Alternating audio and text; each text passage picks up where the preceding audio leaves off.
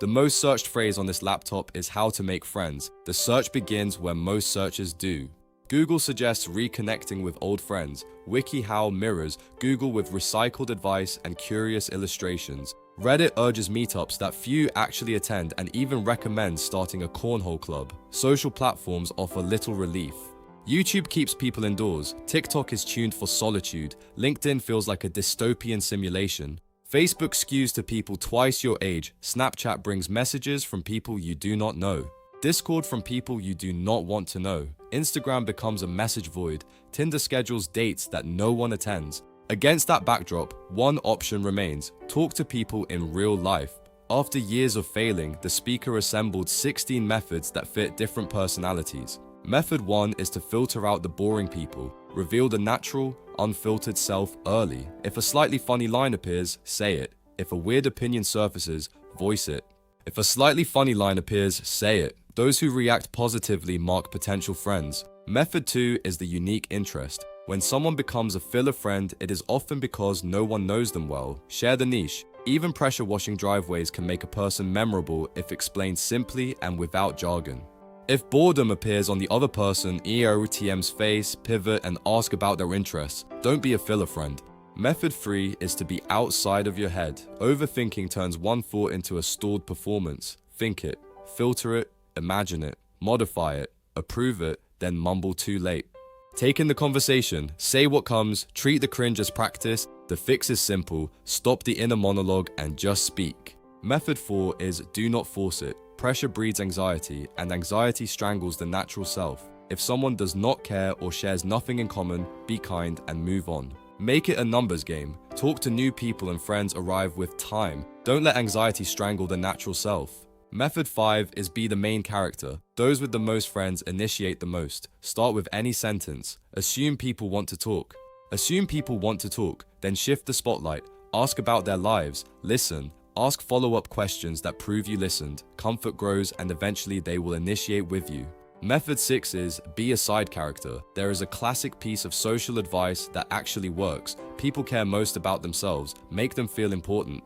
Remember details. Ask questions as if their life matters to you. People care most about themselves. Show them you do too. Method 7 is be the transparent friend. Safe, polite walls keep trust thin. Transparency starts small. Say, do you want to hang out sometime? That single sentence reveals that you think they are cool and lowers the brick wall between strangers. Method 8 is the injury update. Ask directly if anything has been bothering them. Some carry a physical injury and need to complain. Some are angry and need to vent. Some are simply having a bad day. You are not a therapist, you just need to care. Method 9 is the group chat. After a good activity with 3 or 4 people, create it immediately. Be first to suggest the idea. Use the reason of repeating the same thing tomorrow or next week. Now you have numbers. Even if it goes quiet, you hold doors for future plans. Method 10 is do them a favor. Friendship often rests on mutual value. Ask questions to find how you can help. Offer skill, common interests, or simple kindness.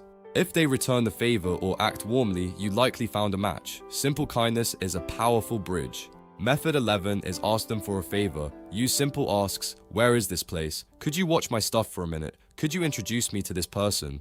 This shows trust and meets the human wish to feel useful. Don't overuse it. Friendship isn't just networking. Method 12 is the pickup line. In a room of strangers, prepare one universal question everyone can answer. Ask it person after person. Answers differ and open real conversation about where they're from, who they know, and what they like to do. Method 13 is the ISO play. In groups, find the quiet person and start a side conversation. If needed, invite them to help with something to step aside. They feel special. Over time, repeat with others until you know everyone decently. It breaks the ice in a crowded room. Method 14 is act like you're already friends. Seek to be a friend rather than find one. Skip the stiff stage. Light up when you see them. Use their name. Tease like a friend would. Offer a pat on the back. Play fight. Treat them like someone you have known a while. It is powerful, and it can be weird if overdone, so be thoughtful. Method 15 is the activity buddy. Ask what they have always wanted to do but never started. Offer to do it with them. It is a hangout without desperation. It gives a natural reason to trade numbers. It works on everyone. Finally, method 16 is the fastest possible method presented here. Some resist sharing personal info with people they do not know. The sponsor answers that barrier. Our sponsor forces removal of personal data. The process starts with a sign up, then closing the tab, then letting it work. After 1 month, data had been removed from 86 websites. It was currently fighting against 43 more. It saved 64 hours and stopped spam texts. Sign up, close the tab, and let it work for you.